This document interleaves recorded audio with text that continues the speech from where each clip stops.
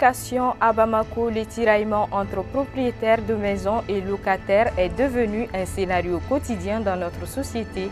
Ce bras de fer ne cesse de s'accroître. Mesdames et messieurs, c'est le seul titre de ce journal. Bonsoir et bienvenue.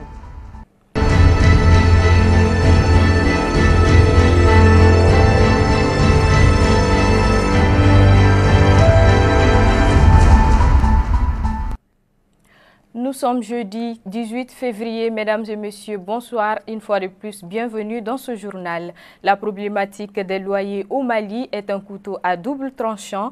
Ce problème est récurrent et met souvent les parties en désaccord. Écoutons-les au micro de Abi Koulibaly et Aboubakar Traoré.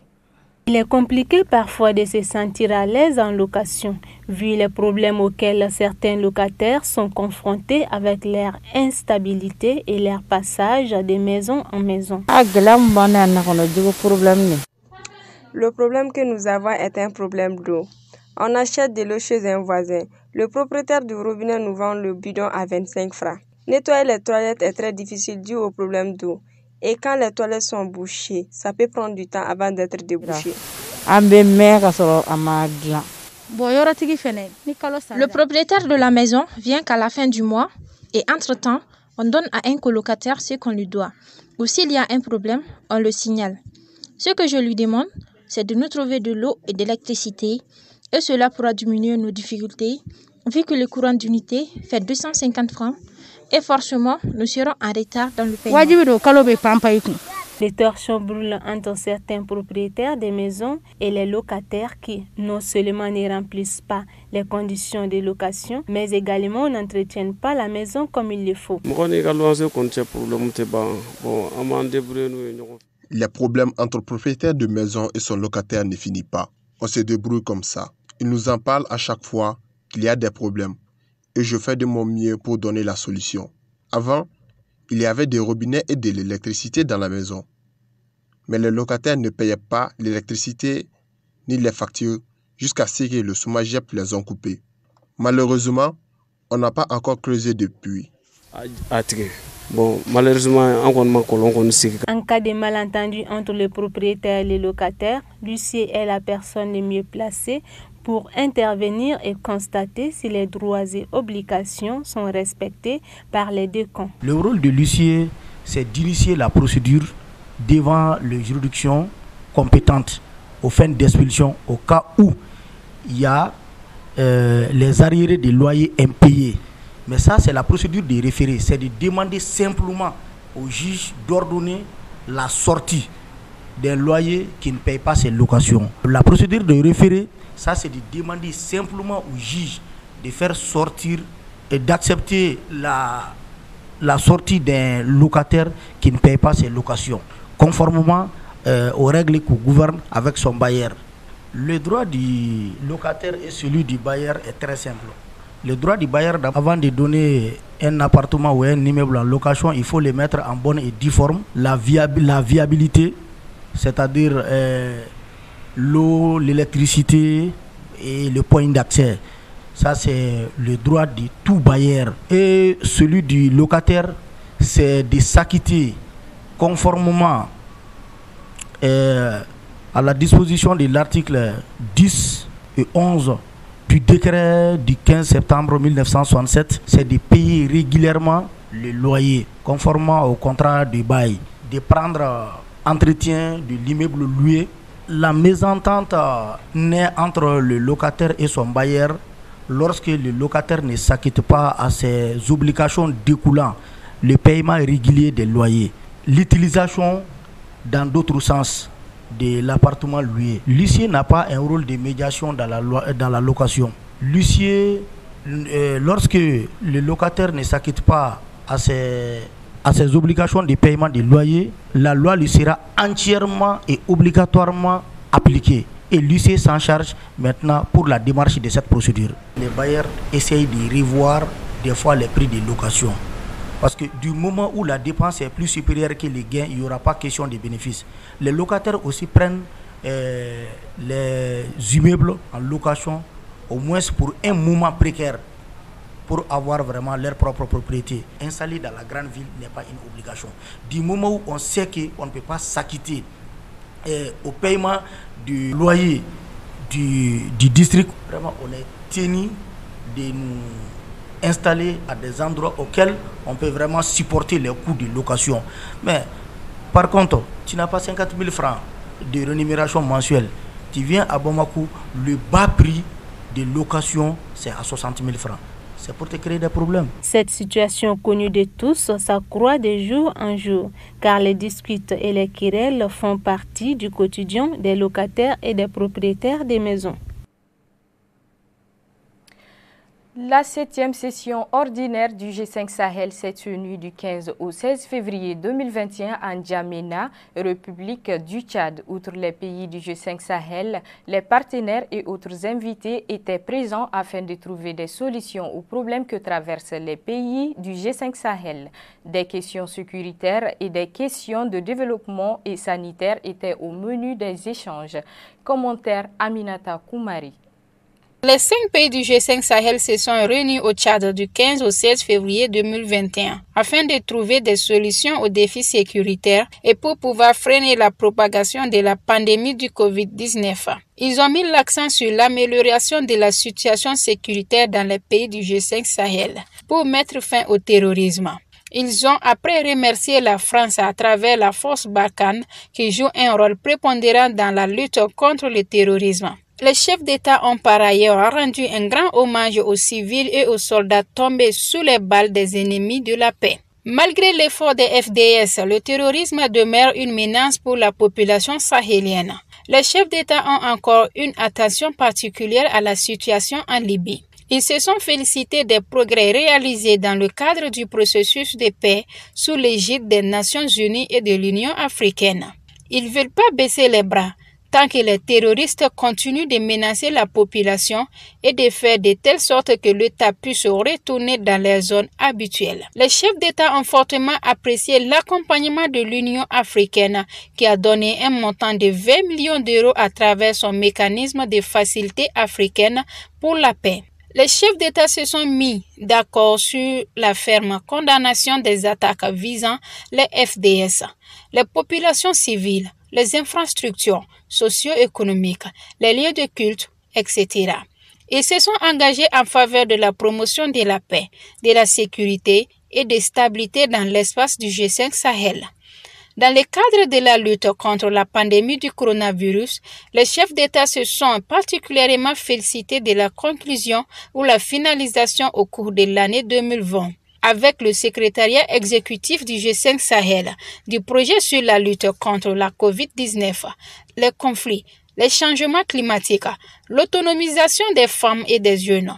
Ils ont beaucoup échangé sur la situation sanitaire dans l'espace G5 Sahel, notamment sur l'évolution et les mutations de la pandémie du COVID-19, qui a enregistré beaucoup de pertes humaines dans les pays du G5 Sahel. Ils félicitent la population pour l'effort qu'ils ont dû fournir pour lutter contre la propagation de cette pandémie du Covid-19. Les chefs d'État du G5 Sahel se sont mis d'accord pour que le prochain sommet ordinaire se tienne en février 2022 à Bamako, en République du Mali. Vivement le prochain sommet. À présent, faisons un tour de l'actualité internationale avec Abdesou Sissi.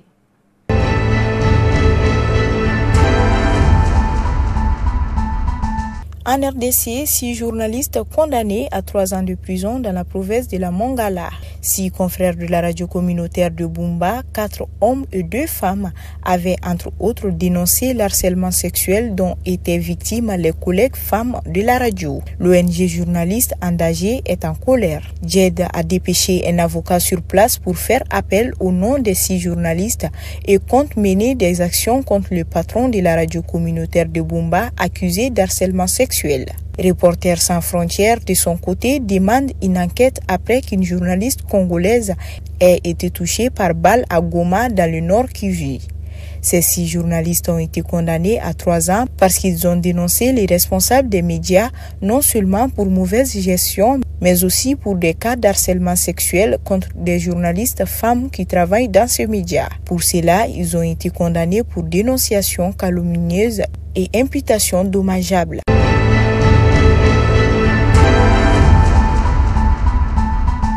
Colère en Australie après le blocage par Facebook des contenus d'actualité. Afin de protester contre un projet de loi devant contraindre les géants du numérique à rémunérer les groupes de presse locaux pour leur contenu, Facebook a procédé au blocage des pages d'actualité en Australie. La décision a provoqué un tollé, d'autant plus que certaines informations sanitaires et météorologiques cruciales se retrouvent supprimées. Les Australiens se sont retrouvés privés jeudi 18 février des pages Facebook des médias locaux et des informations diffusées par ceux-ci après que le géant américain a décidé de bloquer tous les contenus des médias pour protester contre un projet visant à ce qu'il rémunère la presse locale pour ses contenus.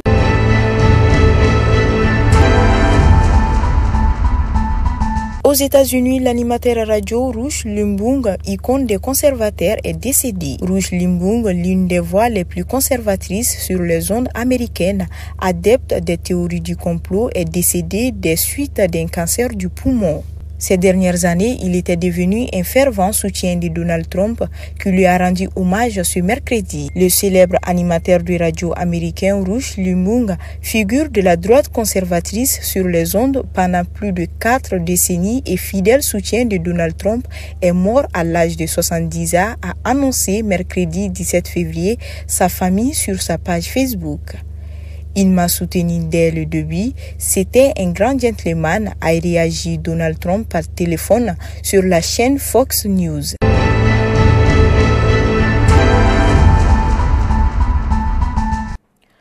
Feu Soumaïla Cissé, ancien président de l'URD et ancien chef de file de l'opposition qui était vu par plusieurs observateurs comme le futur potentiel président du Mali, s'en est allé brusquement le 25 décembre dernier, laissant un vide béant dans son parti. La relève pourrait-elle être bien gérée par l'URD? Ibrahim Nienta, analyste politique, donne son opinion au micro de Aminata Koumare et Ibrahim Assou. Nous avons connu Soumaïla en 2017, tout juste avant les élections présidentielles. Donc nous avons fait chemin ensemble. Il nous a convaincus sur notamment son projet de société. Et c'est ce qui a fait que nous nous sommes tous retrouvés autour de lui et nous avons mis en place le FSD. Donc qu'il a soutenu. En tout cas, certains l'ont soutenu au premier tour. D'autres aussi ont continué avec lui jusque dans les contestations, quand il y a eu après les élections, quand on n'était pas d'accord avec les résultats. Soumaïla a pu vraiment réunir autour de lui un certain nombre de cadres, vraiment aujourd'hui, en tout cas, qui incarnent vraiment ces valeurs. C'est un coup dur pour nous, mais je vous dis aujourd'hui, au sein de notre formation, et j'en suis sûr même au niveau de l'IRD, il y a aujourd'hui, en tout cas, certains qui ont compris vraiment le message aujourd'hui, qui ont les mêmes valeurs que Soumaïla. Donc sur ce point, il n'est pas remplaçable, ça c'est clair, mais il a quand même laissé des valeurs qui sont aujourd'hui portées par un certain nombre de cadres. Donc je crois que sur ce point, l'espoir est un peu permis. J'ai dit que la relève pourra normalement au niveau de l'IRD, parce que quand Soumaïla a été enlevé, l'IRD a continué, il y avait un certain nombre de cadres qui sont restés, qui ont continué avec le FSD et qui ont même continué avec le M5.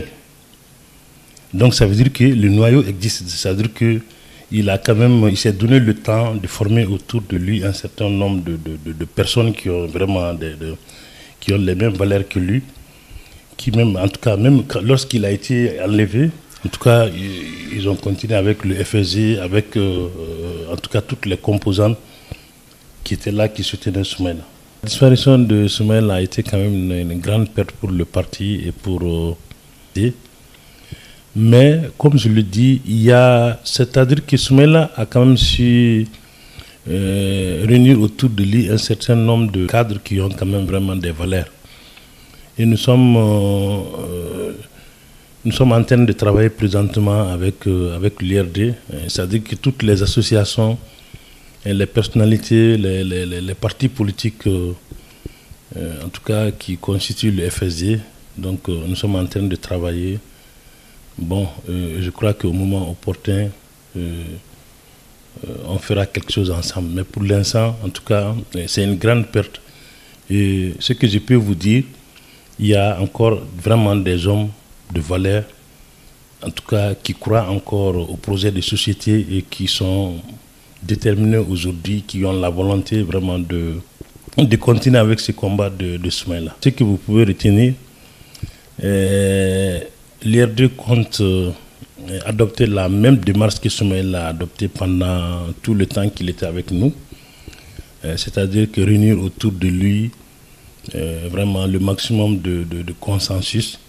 Et donc c'est ce qu'ils sont en train de faire aujourd'hui avec le FSD, avec toutes les associations, les partis politiques, les personnalités qui étaient avec Soumaïla, donc avant sa disparition. Je crois que nous sommes à une phase de réflexion, donc et je crois que au moment opportun, l'IRD saura s'il faut présenter une candidature ou pas. Donc ça va dépendre du contexte et puis aussi du climat politique au sein même de l'IRD. Et donc ça, je crois que dans les mois à venir, on saura très clairement. Voilà, c'est sur ces notes que nous refermons ce journal. Merci de nous avoir suivis et très bonne suite de programmes sur Hondou TV. Bonsoir.